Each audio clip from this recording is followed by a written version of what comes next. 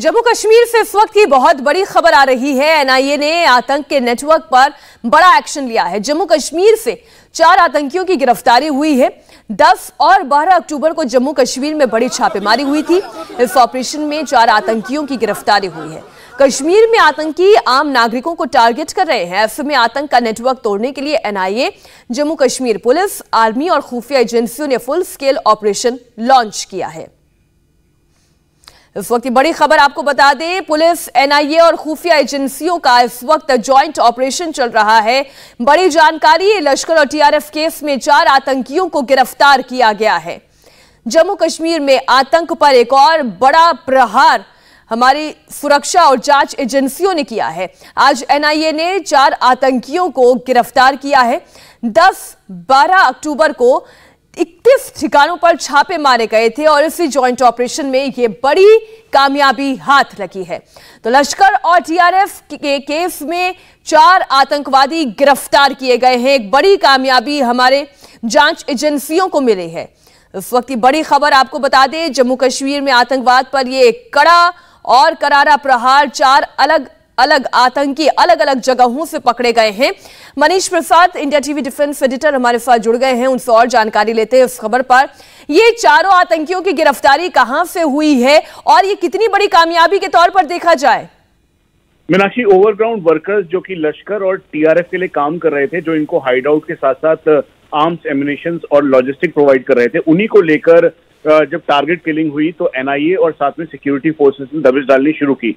और इसी को के तहत करीबन 16 ऐसी जगह थी जिसमें साउथ कश्मीर के अनंतनाग, अवंतीपुरा, शोपियान और पुलवामा, उसके अलावा नॉर्थ कश्मीर में शोपियान और बांदीपुरा, इन सभी एरियाज में एनआईए की रेड लगातार की गई। और फिर उसके बाद पिन पॉइंट ऑपरेशन के तहत इनमें 4 आतंकियों की गिरफ्तारी की गई। जो इनिशियल जानकारी हमें दी गई ऑफिशियल सोर्सेज के द्वारा, उन्होंने कहा कि ये चारों ओवरग्राउंड वर्कर्स हैं। दरअसल ये स्लीपर सेल के तौर पे काम कर रहे थे और ये इन सभी को लॉजिस्टिक और आर्म्स एम्युनिशन प्रोवाइड करने में, यहाँ तक कि जब ये टारगेट किलिंग की गई तो उसके बाद हाइड आउट प्रोवाइड करने में इनका बहुत इंपॉर्टेंट रोल था। इसीलिए दबिश डालते हुए एनआईए ने इन चारों को गिरफ्तार किया है और लोकल पुलिस के साथ मिलकर इस पूरे ऑपरेशन को चलाया गया, जिसमें सीआरपीएफ और भारतीय सेना की अहम भूमिका रही।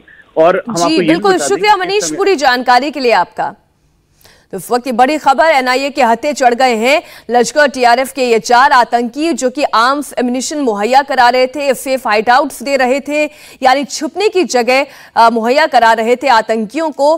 तो एक बड़ी कामयाबी हमारी जांच एजेंसियों को मिली। नए केसेस रजिस्टर किए गए हैं ओवरग्राउंड वर्कर्स और सिंपैथाइजर्स को लेकर। कितना बड़ा क्रैकडाउन किया जा रहा है, क्या आगे एनआईए कर रही है, किस तरीके की कार्रवाई आगे हो रही है? देखिए, ऐसा है कि आप जानते हैं 370 के एब्रोगेशन के बाद से बहुत तरह की एक्टिविटीज़ की गई हैं अपने जम्मू कश्मीर में, और उसी की वजह से आज काफ़ी नॉर्मलसी रिस्टोर हो गई है। लेकिन इसी के दौरान टेररिस्ट ने भी डिफरेंट तरह की अपनी स्ट्रेटजीज़ अपनाई हैं। उस डिफरेंट तरह की स्ट्रेटजीज़ में बहुत सारी चीज़ें हम लोग ऑलरेडी टैकल कर चुके हैं। लेकिन अभी कुछ दिनों में, पिछले समय में आपने देखा कि माइनॉरिटीज़ को टारगेट करके टारगेट किलिंग टाइप का करने की एक कवायद चालू हुई है। तो ये टारगेट किलिंग तभी हो सकती है जब इनको कोई शेल्टर दे, इनका कोई ओवरग्राउंड वर्कर हो, कोई सिंपैथाइज़र हो और कोई किसी न किसी टेररिस्ट ऑर्गेनाइजेशन से जुड़े लोग किसी न किसी को या तो खुद आगे करें या किसी न किसी को इसमें एम्प्लॉय करें। तो इसी के तहत हम लोगों ने एक जो हम लोगों के इंफॉर्मेशन चैनल्स थे उसके तहत बहुत सारे जो टेररिस्ट ऑर्गेनाइजेशन हैं, जैसे मोहम्मद है, जैसे ये है लश्कर है, और जैसे आपका हिजबुल मुजाहिदीन है, और इसके अलावा एक और है अल-बदर है, टीआरएफ है, पीएएफएफ है, बहुत सारे ऑर्गेनाइजेशंस हैं। कुछ गजवाए हिंद या उस तरह की भी कुछ ऑर्गेनाइजेशंस हैं, अंसार गजवाए हिंद टाइप का।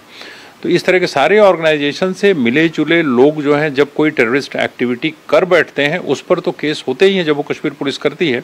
और जिसमें ऐसा लगता है कि कोई जो अनलॉफुल एक्टिविटीज़ एक्ट उसमें इन्वोक हो रहा है, तो वो केसेस वो गवर्नमेंट ऑफ इंडिया को लिखते हैं, फिर हम लोग उसको लेकर इन्वेस्टिगेट करते हैं।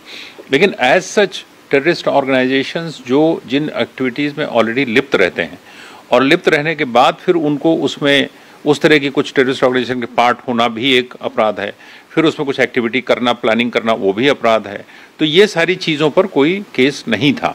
तो उस केस के लिए जब सिक्योरिटी फोर्सेज और इंटेलिजेंस एजेंसीज ने कुछ इस तरह की इंफॉर्मेशन शेयर की, तो वो लिखा गया गवर्नमेंट ऑफ इंडिया ने हम लोगों को आदेश दिया और उस आदेश के तहत एक क्रिमिनल केस 10 तारीख को स्टार्ट किया गया है।